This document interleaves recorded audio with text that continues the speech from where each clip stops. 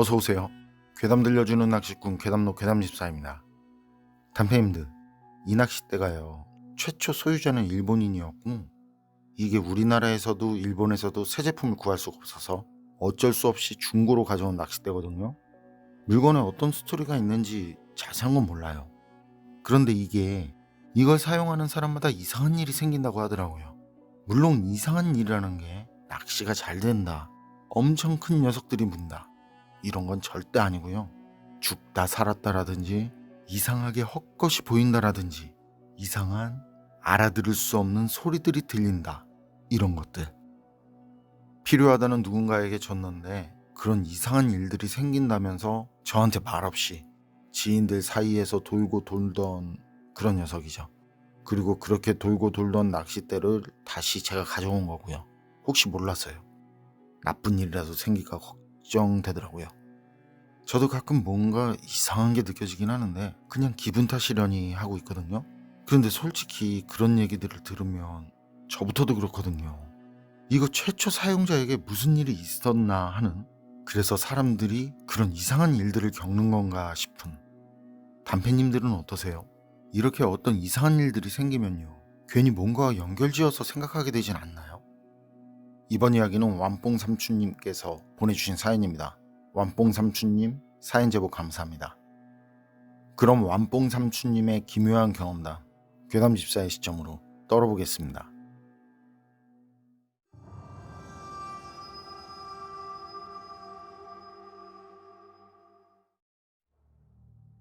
제가 소름 돋는 오싹한 얘기 하나 해드릴게요. 정확히 2004년 8월이었어요. 그때 결혼하고 얼마 지나지 않았었거든요. 결혼하면서 전세로 들어간 인천 주안에 있는 집이었는데요. 주방 겸 작은 거실에 방 2개, 화장실이 하나 있는 진짜 오래된 그런 주택에 전세로 들어갔었어요.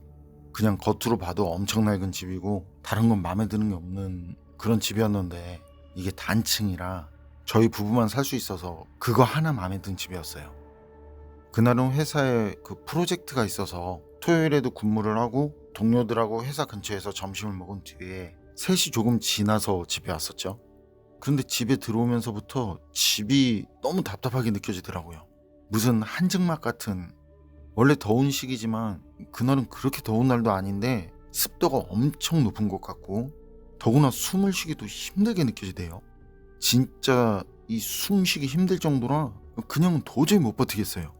그래서 바로 샤워하고 거실에서 선풍기를 틀고 잠을 잤는데요. 아니, 완전히 잠이 든 상태는 아니고 살짝 잠이 들락말락하는 상태 있죠. 눈이 감겼다 떴다 뭐 그런 상태. 프로젝트 때문에 몸이 엄청 피곤한데 이 잠이 쉽게 안 와요. 집에 돌아가면 바로 잘 거라고 생각했었는데. 그런데 그때 현관 열면 있는 그 중문 있잖아요. 나무로 된. 좀 나이가 있는 문이었거든요. 그래서 문을 열 땐 드르륵 하는 그런 소리가 난단 말이에요. 중문은 제 등 뒤에 있는데 그때 거기 중문을 여는 드르륵 하는 소리가 들려요. 이건 느낌이 그렇다라든지 뭐 그런 것 같다라든지 그게 불가능할 정도로 소리가 힘차게 나는 그 문이라 절대 착각이라고 생각할 수 없는 그런 문이거든요. 그래서 전 전날 친정에 간 아내가 왔나 싶었죠. 그래서 잘 다녀왔냐고 돌아 누워서 인사하려는데 몸이 움직이질 않더라고요. 그리고 다시 드르륵 닫히는 소리가 들리고 터벅터벅 바닥이 울려요. 사람이 걸어오는 그 소리, 그 느낌, 그 울림. 그런데 그때까지도 몸이 움직이지 않더라고요. 너무 피곤한가? 이런 생각도 없이 그냥 누가 있다는 게 느껴지는데 몸이라든지 뭐가 반응을 안 해요. 그리고 눈까지 떠지지 않아요. 아, 이거 뭐지? 이런 생각이 드는데 그 뒤로 기억이 안 나요. 잠이 들었나 봐요. 그리고 일어나니까 어둑어둑해졌어요. 8월이니까 해가 길잖아요. 그런데 일어났을 땐 집안이 어두워서 깜깜하더라고요. 그리고 잠들기 전까지 언제 잠이 들었는지 모르게 그렇게 갑자기 잠든 게 신기했지만 잠들기 전에 중문이 열리고 누가 들어온 건 확실히 기억이 나더라고요. 그리고 이제 친정 갔다가 돌아온 아내라고 생각해서 아내를 불렀거든요. 그랬더니 방에서 대답하는 소리가 들려요. 그래서 왜 이렇게 일찍 왔냐고, 와서 불도 왜 안 켜고 뭐 하냐고, 잘 다녀왔냐면서 방문을 열었는데 방엔 아무도 없어요. 분명 안방에서 소리가 났는데 아무도 없더라고요. 그래서 다른 방을 열었더랬죠. 다른 방에도 없어요. 집엔 저 혼자 있는 거죠. 전 아내한테 바로 전화를 했어요. 그랬더니 아내는 그때까지 장모님 댁이라고 무슨 일 있냐고 그래요. 그래서 아니라고 그냥 잘 있나 해서 전화했다고. 그러니까 이제 아내가 다음날 오겠다고 그래요. 그런데요, 아니라고 좀 더 푹 쉬다 편히 있다 오라는 말을 못 하겠는 거예요. 겁나더라고요, 그 상황이. 중문이 열리는 소리며 사람이 걸어온 소리, 뭐 제가 잘못 들을 수도 있겠죠. 아내가 대답했다고 들은 거 제 착각일 수도 있겠죠. 그런데 아내랑 통화를 마치고 그때 방문 거기 열린 그 틈새로 거실에 있는 냉장고가 보이거든요. 그런데 그 냉장고 옆에 뭐가 있는 것 같아요. 그래서 빠르게 몸을 돌렸거든요. 그런데 있더라고요. 잠깐 보였다 사라지거나 뭐가 휙 지나갔다거나 그런 게 아니라 그냥 저를 쳐다보고 있더라고요. 입 주변부터 옷까지 완전히 피범벅이 된 여자가 살짝 입가에 미소를 띤 그런 표정을 하고는 저를 쳐다보고 있더라니까요. 그런데 그때 누가 손가락을 만지는 느낌이 들어요. 그러면서 몸이 살짝 기우는 듯한 이상한 느낌이 들고, 분명 전 서 있는데 몸이 옆으로 기울더라고요. 그리고 제 손을 보니까 주먹을 쥐고 있는데 손가락이 하나씩 하나씩 제 의지와는 상관없이 하나씩 펴지고 있는 거예요. 눈에는 보이지 않는데 누가 억지로 손가락을 펴는 듯이요. 아프진 않은데 저항할 수 없어요. 그냥 펴져요. 이거 지금 꿈이다, 가위라는 건가 보다. 제가 가위에 눌린 적이 그때까지 단 한 번도 없었거든요. 그런데 그 상황에서 꿈이고 가위라고 생각이 들어요. 아무래도 프로젝트 때문에 많이 피곤했나 보다, 이런 이성적인 생각까지 들더라니까요. 야, 이거 뭐지? 어떻게 해야지? 이런 생각이 드는데 아내 목소리가 들리고 그리고 제 몸이 막 흔들려요. 그걸 느끼겠어요. 그리고 다시 아내 목소리가 들리는데 깨우는 목소리죠. 일어나라고. 왜 여기서 자고 있냐고. 그리고 눈이 떠졌어요.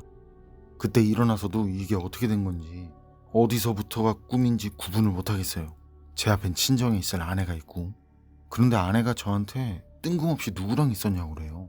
그래서 무슨 말이냐고, 당신이야말로 지금 어떻게 여기 있냐고, 내일 온다고 하지 않았냐 하니까 저랑 전화통화를 하는데 옆에서 여자 목소리가 들리더래요. 우리 고기 먹자, 우리 고기 먹자 그러면서 웃는 소리. 그래서 아내가 절 부르고 이렇고 저렇고 말을 했는데 전 대답이 없고, 그 상황에서 여자 목소리는 계속 들리고, 그러다 전화기가 꺼졌다는 거죠. 그래서 바로 운전해서 집으로 왔다는 말이었어요. 그 말을 듣는데 진짜 머리가 깨질 듯이 아파요. 그리고 태어나서 그런 소름은 진짜 처음 경험한 것 같은데, 어쨌든 전 있었던 얘기를 아내한테 했더랬죠. 퇴근하고 집에 왔는데 이랬고, 일어났더니 이랬고, 통화한 뒤에 이랬고. 아내는 그런 제 말을 심각하게 듣는 것 같았어요. 그게 말이 되냐느니 어쩌니 그런 말 없이. 그런데 아내도 분명 저처럼 그랬을 거예요. 기분도 좋지 않고 겁도 나고. 그런데 애써 냉정해지고 차분해지려고 한 거지. 그리고 설마 우리 집이 아닐 거다, 이상한 집일 거라고는 생각하지 말자, 그런 말을 서로 주고받고 넘어갔거든요. 그리고 그땐 돈도 없어서 그 집을 나와서 어디 따로 가서 살 수도 없는 그런 형편이었거든요. 그래서 어쩔 수 없이 거기 있었는데, 그런데 그 뒤부터 좀 이상한 일들이 생기는데, 멀쩡했던 보일러가 배관이 터져서 바닥이 물바다가 됐고, 겨울도 아닌데 수도가 나가서 수리해야 됐고, 욕실 하수구가 막혀서 사람을 불러서 보니까 거기 쥐가 죽어서 하수관에 박혀있고, 이런 일들이 계속 생기니까요, 나중엔 집주인이 그래요. 다른 집으로 갈 생각 있냐고. 그냥 이런저런 말 없이 그런 말을 하더라고요. 저희가 집에서 있었던 일을 얘기한 적도 없고 그냥 집에 문제가 있어서 수리비 때문에 연락한 거 외에는 없었는데, 그리고 당연히 그때마다 집주인인 할아버지가 직접 와서 확인하고 별 문제 없이, 그리고 아무 말도 없이 수리비를 내주거든요. 근데 마지막 쥐가 죽어서 하수관을 막고 하수구가 막혀 있을 때 그런 말을 하더라고요. 다른 집으로 이사 갈 생각 있냐고. 그리고 이사를 원하면 바로 빼도 된다는 말. 저희 망설임 없이 그 말에 바로 빼겠다고. 다른 집 구하고 뭐 그때까지 있을게요 이런 말도 없이 그냥 바로 집 빼겠다고 그랬어요.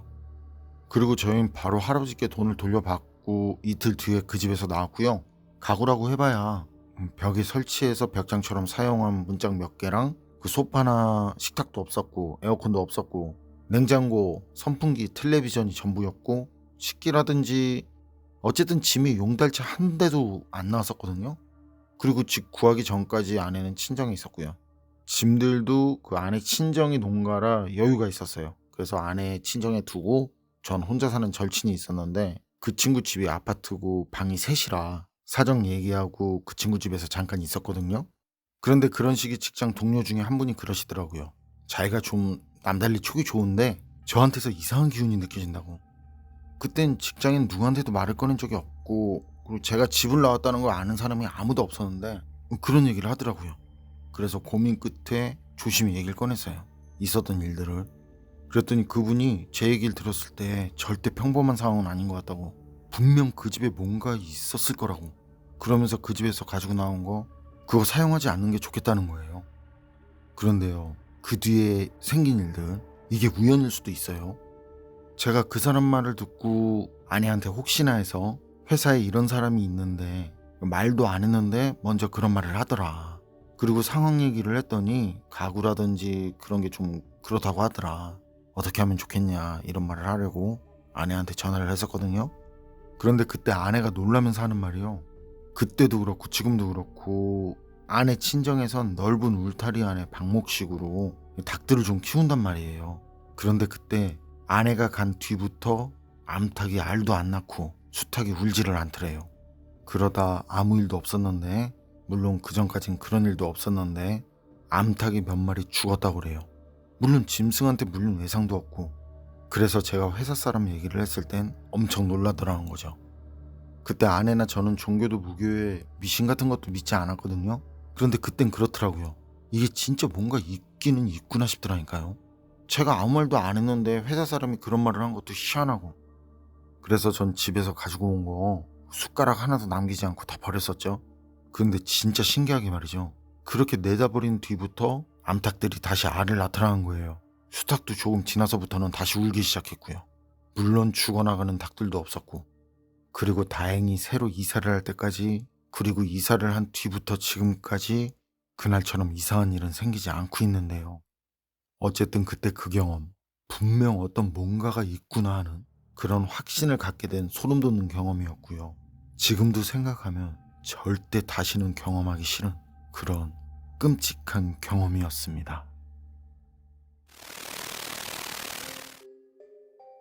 완뽕삼촌님 사연은 여기까지인데요. 정말 쉽게 이해하기 힘든 그런 많은 일들이 있었네요. 진짜 하나하나가 절대 경험하기 싫은 일들이네요. 앞으로는 정말 좋은 일들만 가득하셨으면 좋겠습니다. 그런데 그건 그렇고, 집주인 할아버지 묻지도 따지지도 않고 나가려면 나가라? 혹시 집주인 할아버지는 뭔가 알고 있었던 게 아닐까요? 말하기 힘들거나 말 못할 그 무언가가 그 집과 얽혀 있는 건 아니었을까요? 여러분 생각은 어떠세요? 판단은 여러분께 맡기겠습니다.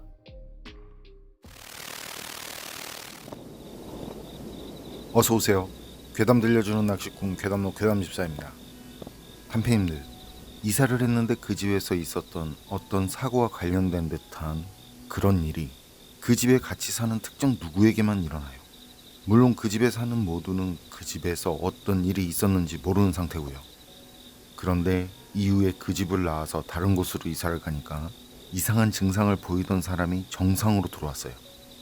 이런 경우 그 집 영향을 받았던 그런 거라고 생각할 수 있을까요?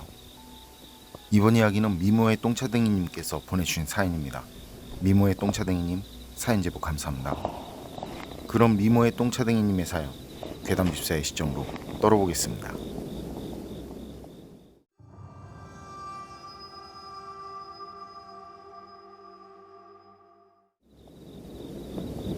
제가 소름 돋는 오싹한 얘기 하나 해드릴게요.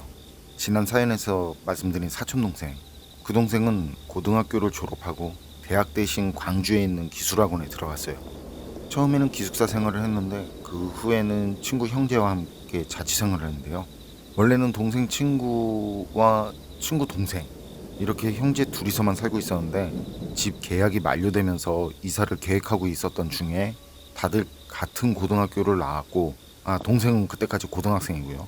그 둘이 같은 기술학원을 다니고 있던 터라 동생 친구가 동생한테 어차피 맨날 붙어있는 거 동생한테 같이 살자고 제안한 거죠. 아래부터는 동생 친구를 일수 동생은 삼수라고 할게요.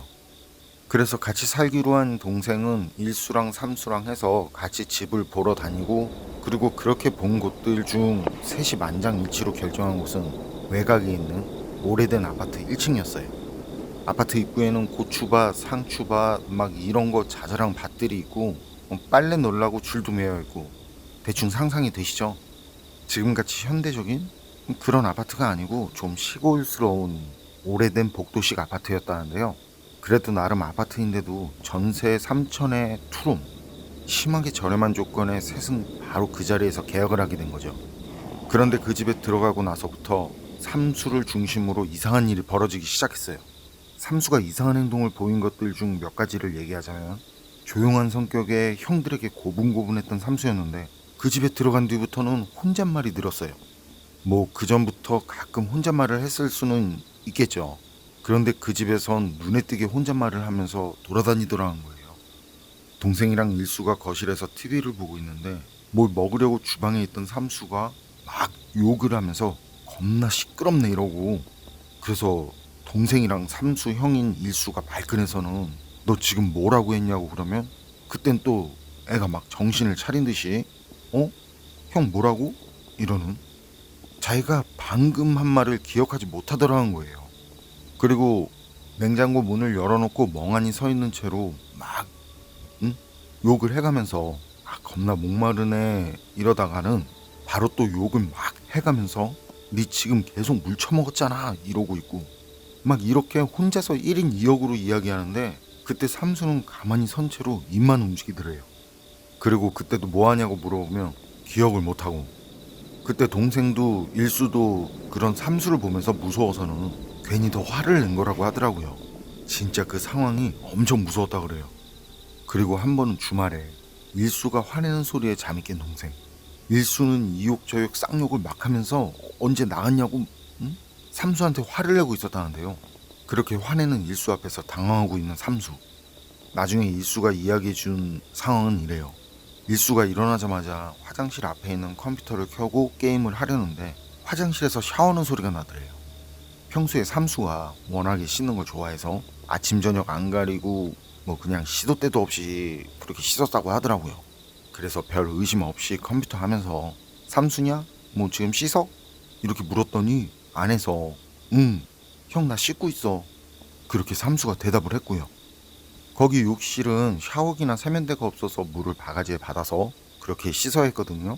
삼수가 대답을 한 뒤로도 바가지에 물을 받아서 몸에 끼얹는 소리가 들리고, 그리고 한참 동안 그렇게 씻는 소리가 욕실에서 들려오고, 일수는 평소처럼 그냥 그러느냐 하고 게임에 빠져있는데 갑자기 현관문이 열리면서 삼수가 들어오더래요. 형, 나 편의점에서 참치 사왔어. 우리 이걸로 밥 먹자 하면서. 일수는 손에 참치캔을 들고 해맑게 서 있는 삼수를 보고는 당황해서는 바로 화장실 문을 열었는데 화장실엔 아무도 없더라는 거죠. 심지어 물기도 없고. 그래서 오싹해진 일수는 아무것도 모르는 삼수한테 화를 낸 거고, 그 소리에 동생이 일어난 거였어요. 물론 동생은 자고 있었으니까 그 물소리나 상수 목소리는 못 들었다고 하고, 그런데 더 심각한 거, 그 뒤로 삼수의 상태가 점점 심각해졌다는 거. 그전에는 형들 앞에서 욕을 좀 할지언정 그때까진 그냥 혼잣말 정도였는데 말이죠. 그 일이 일어난 그날은 동생과 일수가 다니는 학원에서 체육대회 같은 걸 했었다는데요. 체육대회를 마치고 돌아오니까 저녁쯤 됐고요. 싹 씻고 치킨 한 마리 시켜놓고 TV를 보면서 이리 뛰고 저리 뛰면서 쌓인 그날 하루의 피로를 날리고 있었는데요. 그 아파트가 투룸이라고 했잖아요. 방 하나는 동생하고 일수가 사용하고 고등학생이었던 삼수에게는 방 하나를 내줬대요. 겉은 거칠지만 속은 깊었던 형들의 배려였던 거죠. 어쨌든 삼수는 일찍 자고 있길래 굳이 깨우지 않고 동생하고 일수 둘이 그렇게 치킨과 함께 나른한 저녁을 보내고 있었는데 갑자기 삼수 방문이 텅 하고 열리더래요. 그리고 문 앞에 있는 삼수. 그런데 삼수가 개처럼 엎드려서는 고개를 푹 숙이고 있더래요. 동생과 일수는 멍멍이 자세를 하고 있는 그 삼수의 정수리를 보고 순간적으로는 뭐지 했다가 애가 너무 아파서 저러고 있나 싶었대요. 그래서 둘은 삼수한테 어디 아프냐고 물어봤는데 대답이 없고, 배가 아프냐 머리가 아프냐 왜 그러냐 계속 물어봐도 삼수는 계속 대답이 없더라는 거예요. 그런데 그때 상황이 이상한 거예요. 대답 없는 삼수가 이상하기도 했지만 가까이 가기도 좀 그렇더라는 거예요. 오싹한 그런 느낌이 들면서 집안 전체에 그 한기가 느껴지는데, 그런데 삼수가 그때 두 팔 두 다리로 엎어져서는 그 상태로 마치 네 발로 기어가듯이 빠르게 기면서 냉장고 앞으로 가더라는 거예요. 그러더니 아무 말 없이 냉장고 문을 머리로 쿵쿵 박더래요. 두 사람은 아무 말도 못하고 얼어버린 채로 그 모습을 계속 보고만 있는데, 이번에는 얘가 무릎을 꿇고 앉아서 냉장고 문을 손톱으로 긁더래요. 고양이나 개가 뭘 꺼내려고 할 때 막 긁는 것처럼. 그쯤 되니까 이거 뭔가 심각하다 싶은 거죠.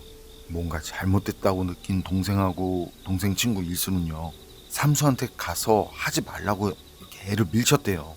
그런데 애가 힘이 어마무시하더라는 거예요.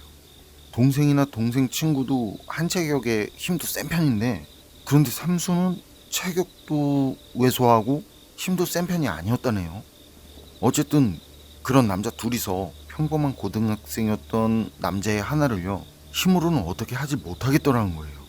둘이서 잡아당겨도 뭐 이건 꿈쩍도 안 하고, 달려가서 몸박치기를 해봐도 꿈쩍도 안 하고, 뭘 해도 그 자리에서 꿈쩍도 안 하고요, 아무렇지 않은 듯 냉장고 문만 긁고 있더라는 거죠. 상황이 그러니 어때요? 둘은 겁도 겁인데 겁보다 삼수가 걱정되는 마음이 앞서더래요. 그런데 이걸 신고하기도 좀 그렇고, 그렇잖아요. 애가 냉장고 문을 긁고 있어요. 그것도 개처럼 막 긁고 있어요. 이렇게 신고하긴 좀 그렇잖아요. 그래서 둘은 자신들이 할 수 있는 그 힘이란 힘 모두 끌어내서 냉장고에서 떨어지게 하려는데, 그렇게 한참을 그렇게 씨름하고 있는데, 형, 왜 그래? 삼수가 정신이 든 거죠. 마치 막 잠에서 깼다는 것처럼. 역시 아무런 기억도 하지 못한 채로. 그리고 둘은 그런 삼수와 서로의 얼굴을 번갈아 가면서 쳐다볼 뿐 진짜 아무 말도 할 수 없었다고 하더라고요. 그리고 다음 날인가 바로 병원에 데리고 갔고, 검진 받고 그 결과가 나오길 기다리고 있던 어느 날, 그해 여름은 유난히 더웠대요. 그런데 애들이 무슨 돈이 있었겠어요.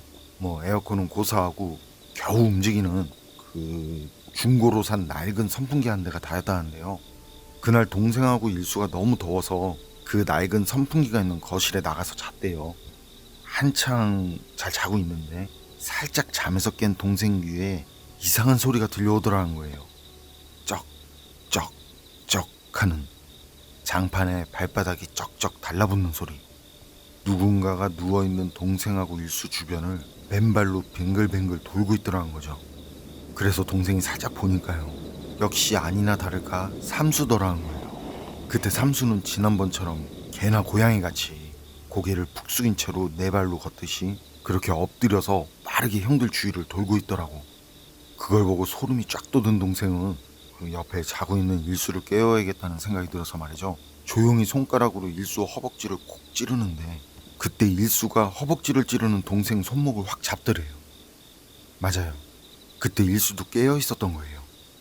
그리고 둘은 그때 깨어 있는 상태로 너무 무서워서 필사적으로 자는 척을 했다네요. 그리고 삼수는 그렇게 한참을 돌다가 그 상태로 자기 방으로 가더래요.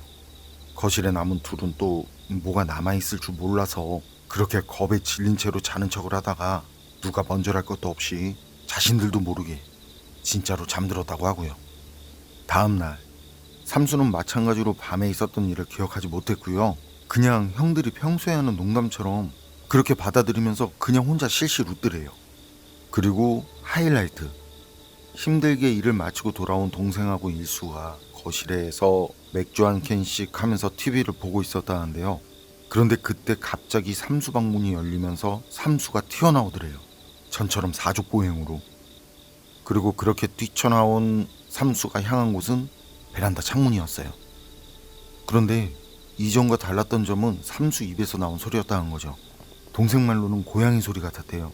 그릇그릇거리기도 하고, 평소 저음이었던 삼수 목소리로는 상상도 안 되게 아주 높은 톤으로 꼭 개나 고양이 꼬리를 밟으면 내는 그런 쇠 긁는 소리 같은, 그런 동물들의 비명소리 있잖아요. 그런 소리. 삼수는 베란다로 그렇게 달려가더니 베란다 창문으로 뛰쳐나가려는 듯 사족보행을 하고 있는 상태로 펄쩍펄쩍 뛰더라는 거예요. 동생이랑 일수는 무슨 일 야겠다 싶어서 삼수 허리를 부둥켜 안고 막 당기고 정신 차리라고 뺨도 때리고. 근데 그렇게 때려대도 얘는 이상한 동물 소리를 내면서 창문으로 뛰쳐나가라고 하더라는 거죠. 그리고 그때 애 눈이 무슨 죽은 동태 눈깔 같았다고 하더라고요. 동생 표현으로는 어디도 보고 있지 않은 눈, 그런 눈이더래요. 표현을 하기 힘들지만 굳이 표현을 한다면 그런 눈. 분명 눈을 뜨고 있는데 깜빡이지도 않고 생기도 없고 초점도 없고 어딜 보는지도 모르겠는 그런 눈. 동생이랑 일수는 그런 삼수 눈을 보니까 얘를 지금 놓치면 진짜 큰일 나겠다고 그렇게 서로 소리를 지르면서 사력을 다해서 애를 둘이 잡아당기고 뭐 정신 차리게 하려고 소리도 지르고 뺨도 때리고 아주 난리에 난리를 쳤다고 하더라고요. 동생 그때 0.1톤이었어요. 그리고 일수도 비슷했고 그런 둘이 잡아당기는데도 삼수는 꿈쩍을 하지 않더래요. 뺨을 때려도 삼수는 움직이는커녕 미동도 없었다는데 그때 동생 말로는 그 삼수를 때리는데 벽을 치는 듯한 느낌? 그때 그런 느낌이 들더라는 거예요. 어쨌든 동생하고 일수가 그렇게 사력을 다해가면서 삼수랑 한참을 실랑이 했대요. 그리고 계속 맞고 있던 삼수가 갑자기 정신을 차렸고, 그런데 그때 삼수가 하는 말이 왜 때리냐고, 형들 자기 왜 때리냐고, 아무것도 기억을 하지 못한 채 그런 말을 하더라는 거죠. 그리고 검진 결과가 나오는 날이 돼서 병원에 갔더니 아무 이상 없다고 그러고, 동생은 그 사건 이후 조금 지나서 그 집을 나왔어요. 실습 업체가 좀 먼 곳으로 배정돼서 그 업체 기숙사에 들어가게 된 거죠. 일수랑 삼수도 몇 달 정도 더 살다가 계약 기간 마치고 나왔다고 하는데요. 일수랑 삼수가 그 집에서 나올 때 동생도 이사를 도우러 갔었대요. 그리고 그날 집을 중개해준 부동산 사람을 만났는데 그때 그게 하도 이상하니까 그래서 물어봤다고 하더라고요. 그랬더니 그 사람 말이 그 집이 얘네들 들어오기 직전까지 점집이었다고. 그런데 이유 모를 화재가 나서 그 집에 살던 사람들이 다 죽었다고. 그래서 집이 싸게 나왔던 거라고. 그리고 그 집이 진짜 무슨 문제가 있거나 그게 원인이었던 것처럼 말이죠. 집에서 나온 뒤 삼수는 전처럼 정상으로 돌아갔고요. 그리고 셋은 지금까지도 잘 지내고 있다고 그러네요. 그리고 이건 제 동생과 동생 친구 형제가 모두가 화재로 죽은 점집에서 같이 살면서 경험한 실화입니다.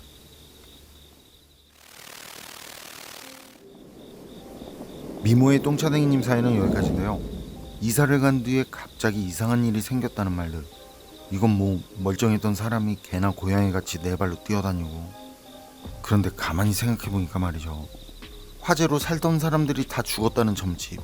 혹시 거기서 개라든지 고양이를 키웠던 거 아닐까요? 그래서 화재가 났을 때. 어쨌든 사연을 경험한 당사자분들은 무섭고 힘든 경험이었겠지만 좀 씁쓸한 기분이 드는 사연이었던 것 같아요. 이번 사연.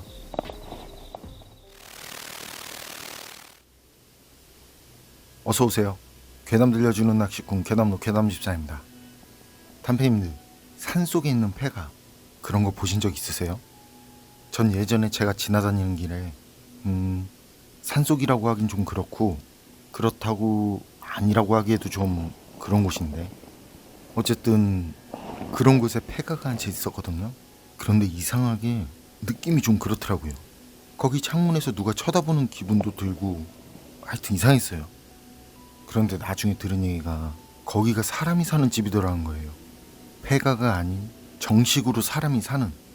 그런데 불도 켜지 않고 집관리도 안 해서 그냥 폐가처럼 됐더라고요. 그리고 많이 안타깝다 하는 생각이 들더라고요. 어떤 사연이 있으시길래 그럴까 하는. 그리고 눈으로 보이는 겉모습만으로 이렇게 쉽게 판단하면 안 되겠구나 하는. 사람이든 사물이든 말이죠. 이번 이야기는 일본 괴담 채널에 올라온 사토시의 기묘한 경험담입니다. 그럼 일본인 사연자 사토시의 기묘한 이야기 괴담집사의 시점으로 떨어보겠습니다.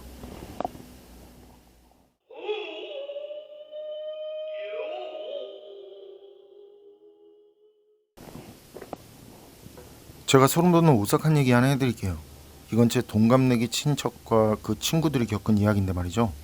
1년 전 여름 친척이 제가 사는 지방으로 남자친구 둘에 여자친구 셋이서 여행을 왔었어요. 친척까지 하면 6인 거죠. 친척과 친구들은 오는 도중에 귀신이 요괴니 하는, 지역이 시골이다 보니 그런 귀신이나 요괴도 있지 않겠냐면서 말도 안 될 것 같은 괴담 얘기를 나누면서 왔다는데, 그래서인지 절 만나자마자 흥분을 해서는 뭐 이건 밑도 끝도 없이 이 주변에 심령 스팟 같은 게 없냐고 그런 이상한 걸 물어보는 거예요. 앞에서도 말씀드렸지만요. 제가 사는 곳이 시골 중에서도 깡촌 시골쯤 되는 그런 마을인데요. 그런 깡촌 시골 마을엔 그런 심령 스폿 한두 곳쯤은 있지 않냐면서 아는 곳 있으면 소개 좀 해달라면서 말이죠. 그래서 저는 이제 그 지역 사람들은 전혀 접근하지 않는 폐허 건물을 소개해줬죠. 거긴 여름 동안 불량배들이 그 자기들 집합 장소로 자주 이용한다고 소문난 곳인데 아무래도 사람들이 그렇게 있으면 불량배라도 사람들이 그렇게 있으면 귀신 같은 건 나오지 않을 거라고 생각했거든요. 귀신 나오는 곳을 소개해달라고 했다고 친척한테 진짜 그런 곳을 소개해주기는 좀 그렇잖아요. 그래도 친척한테 말할 때 말로는 유명한 그 심령 스팟이라고 말하면서 알려줬죠. 어쨌든 밤까진 저도 친척 일행들하고 이것저것 하면서 같이 놀다가요. 새벽 1시쯤 됐던 것 같아요. 친척 일행들이 심령 스팟으로 가자고 그러더라고요. 저보고도 같이 가자는 거죠. 그런데 제가 어릴 때 이 심령 스팟으로 소문난 곳인데 거길 동네 형들이 방 강제로 끌고 간 적이 있거든요. 근데 진짜로 거기서 구역질에 현기증 한기까지 느낀 경험을 해서 말이죠. 그래서 친척 일행들이 강하게 같이 가자고 하는 걸 전 강하게 거절했어요. 그리고 여기서부터는 들은 얘기예요. 모두는 심령 스팟에 대한 그 기대감에 들떠 있었는데요. 숲속에 있는 그 폐허로 이어진 도로에 도착. 거긴 불빛 같은 게 없는 곳이니까 엄청 어두웠겠죠. 막상 도착하니까 들뜬 텐션이 한순간에 식을 정도로 캄캄하고 음침했다고 해요. 하지만 제가 장소를 알려주면서 그랬거든요. 불량배들 같은 것들이 있을지도 모른다고. 그런데 이 사람들이 제가 그런 얘기를 하니까 말이죠. 무서워하긴커녕 오히려 자기들 외에도 사람이 있을 거라면서 더 안심이 된다는 말을 했었는데요. 하지만 거기엔 불량배들 그림자조차 없었고요. 오직 정적만이 흐르고 있었다고 하더라고요. 조용해도 이게 이상할 정도로 너무 조용했다고 말이죠. 거기가 시골인 이곳에서도 알아주는 시골이거든요. 아주 진짜 불빛 하나 없는 그런 곳. 그러니 달빛만 있어도 밝은 그런 곳인데 산속으로 들어가니까 이게 숲에 둘러싸여서요. 조금 지나서부터는 달빛에도 의지할 수 없었대요. 그래서 건물 앞에 도착해서는 자동차 시동을 걸어두고 전조등도 켠 채로 잠깐 동안 건물을 바라보면서 서 있었다는데 이게 막상 도착하니까 무서운 거예요, 다들. 게다가 자동차 전조등에 비친 그 건물을 쳐다보고 있으니까 한기에 소름까지 올라오고 상황이 그렇다 보니 일행 중엔 무서우니까 그냥 돌아가자는 사람도 있었던 모양이더라고요. 그런 잠깐의 패닉 속에서 친척은 이상하게도 혼자서 텐션이 올라가더래요. 여자들한테 멋진 모습을 보여주고 싶은 그런 기분까지 더해지고 말이죠. 그래서 폐허 안으로 들어가기로 그렇게 결정한 모양이더라고요. 결국 안으로 들어간 건 사촌이랑 남자 한 명뿐이었고요. 그리고 나머지 4명은 밖에서 기다리기로. 사촌이 들어가서 보니까요. 그 폐허는 밖에서 볼 땐 2층 같았는데 3층으로 만든 건물이었다고 그래요. 정확히는 3층은 창고 용도로 내부에 공간을 따로 만든 그런 2층 반 건물이더라는 거죠. 어쨌든 꽤 훌륭하게 지은 건물이었고요. 2층에는 발코니도 있었다더라고요. 처음에는 바짝 쫄아있던 그 친척도 자기가 들고 온 그 손전등을 비추면서 건물 여기저기를 보다 보니까요. 시간이 지나면서 점점 익숙해져서요. 두려움도 사라지고 자신감도 붙더래요. 그래서 좀 더 안쪽으로 해가면서 결국엔 건물 전체를 다 보고 나왔다고 하더라고요. 건물 안에는 제가 말한 것처럼 불량배들의 그 집합장소답게 속어로 쓴 한자 낙서라든지 서툴게 도라에몽이 곳곳에 그려져 있었고요. 그땐 그런 것들도 공포심이 사라지는데 도움이 되더래요. 그리고 거친 폐허 안을 다 돌아보고는 그 2층에 있는 발코니 있잖아요. 그 발코니로 나가서 밖에 있는 친구들에게 이제 까불대면서 여기 아무것도 없다라든지 아무것도 안 나온다라든지 하나도 무섭지 않다라든지 뭔가 이런저런 그런 말들을 했다는데, 그런데 그때 친구들이 뭐라 말하는 것 같기도 하고 무슨 동작을 하는데 차 전조등 불빛 때문에 눈이 부신 것도 있고 엔진 소리가 시끄러워서요. 뭐라고 그러는지도 무슨 리액션을 하는지도 그게 정확하게 전달이 되지 않더래요. 그래도 그때까진 심각할 게 없으니까 같이 들어간 친구랑 히히덕거리면서 밖으로 나왔다는데, 나오면서 굉장하다느니 용기가 충만하다느니 이런 얘기를 들을 생각에 괜히 으슥해지기도 하고, 그런데 친척하고 그 친구를 본 밖에 있던 친구들, 여자친구 셋은 고개를 숙이고 울먹이고 있었고요. 남자친구 하나 있잖아요. 들어가지 않고 여자친구들하고 있던 그 친구는 얼굴이 하얗게 질려서는 그냥 봐도 겁에 질린 그런 얼굴인 거죠. 그 상태로 어버버 하고 있더라는 거예요. 그러니 이게 심상치가 않잖아요, 분위기가. 그래서 친척이 뭔 일이 있었냐면서 그렇게 물어보니까 밖에서 기다리고 있던 남자친구가 떨리는 목소리로 말도 더듬어가면서 조용히 말하더래요. 너네들이 2층 베란다에서 나와서 자기들 보면서 손을 흔들고 있을 때 그 뒤에 희고 희미하게 빛나는 여자가 서 있었다고. 그런데 그때 친구가 그 얘기를 한순간 말이죠, 자동차 시동이 푹 하는 소리를 내면서 자기가 혼자 꺼지더라는 거예요. 그때 그 달빛조차 들지 않는 폐허 앞에서 친척 일행들은 울면서 비명을 질러대고 아주 그냥 다들 패닉에 빠져들어서는 그 전원이 누가 먼저랄 것도 없이 차 안으로 뛰어들어갔고요. 그리고 친척은 자동차 시동을 다시 걸려고 하고. 그런데 이런 상황이면 뻥하잖아요. 당연한 듯 자동차 시동은 걸리지 않더라는 거죠. 게다가 전조등까지 나갔으니 이건 모두는 자기 무릎에 얼굴을 파묻듯이 그런 자세로 울고 막 떨면서 용서하세요라든지 미안합니다라는 말을 각자 계속 되풀이하면서 빌었다고 그래요. 그리고 그렇게 5분 정도 지났으려나? 이번엔 아무것도 하지 않았는데 자동차 시동이 자동으로 걸리더래요. 아무것도 손을 댄 게 없는데 말이죠.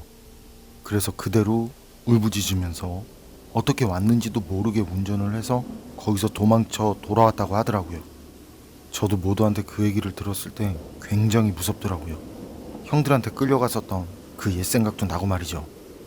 그런데 말이죠, 폐허에서 돌아온 친척한테 불려나가서 한밤중에 주차장에서 반 미치광이처럼 보이는 남녀 6사람한테 이유도 모른 채 그런 이야기를 들어야 한다는 거, 그게 친척과 일행들이 경험했다는 것보다 더 무섭더라고요. 도대체 나한테 왜 하는 생각이 들면서 말이죠.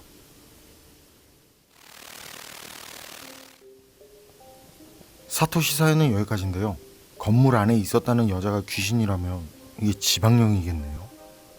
그런데 제가 지방령이라는 것도 괴담록하면서 알게 됐거든요. 그전엔 진짜 지방령이 뭔지 수살기가 뭔지 이런 거 모르고 살던 사람이었는데 아니까 무서워져요. 몰랐을 땐 뭐지 싶다가 끝나는데. 그리고 일본은 산속이 굉장히 위험하다고 그렇게 들었는데 말이죠. 얼마 전에도 하산하던 남자 하나를 그 곰이 물고 가서 나중에 안타깝게 그 시신으로 발견됐다는데 하체가 심하게 훼손됐다고 그러고요. 일본은 확실히 곰하고 관련된 그런 인명사고가 많잖아요. 귀신도 귀신인데 그렇게 곰이 있고 그런 산속을 한밤중에 들어간다는 게 좀... 전 이런 일이 있었어요. 예전에 밤에도 입산이 그 가능한 산에 혼자 들어갔었는데 거기가 랜턴이 없어도 환하거든요. 빛이 아예 없으니까 그 달빛만으로도 진짜 환한데, 그래서 랜턴을 가지고 가지만 사용은 하지 않는. 그런데 앞쪽 숲에서 뭐가 부스럭거려요. 그런데 뭔지 보이지는 않아. 저도 그게 뭔지 모르니까 조용히 몸을 낮췄죠. 그리고 호흡도 죽이고 가만히 쳐다봤어요. 멧돼지더라고요. 전 천천히 주변을 봤어요. 어디로 올라가고 어디로 피해야 하나 하고. 그러다 녀석하고 눈이 마주쳤는데 절 보더니 그냥 가요. 땡큐죠. 속으로 얼마나 다행이다 싶었는지. 그리고 며칠 지나서 멧돼지 출몰한다고 현수막 붙고 입산 금지. 그들은 밤에 절대 혼자서는 산에 가지 않고. 그런데요, 밤낚시하다가도 멧돼지를 볼 때가 있거든요. 물가에 내려와서 물 마시다가는 그런 멧돼지. 이때 물속에 있으니까 안전하겠지 하고 멧돼지 놀리면 진짜 골로 갈 수 있다는 거. 멧돼지는 수영을 엄청 잘한다는 거. 그냥 혹시나 해서 알려드리는 말이에요. 그런데 여러분은 어떠실 것 같으세요? 산속에서 멧돼지라든지 곰을 만나는 거랑 귀신을 만나는 거랑 둘 중 어떤 게 더 무섭고 떨릴 것 같으세요? 전 귀신보다는 곰이나 멧돼지 쪽일 것 같은데 말이죠. 괴담록 오늘 이야기는 여기까지입니다. 그럼 전 다음에 또 다른 사연으로 찾아뵙겠습니다. 늘 건강하시고 평온하세요. 함께 해주셔서 고맙습니다.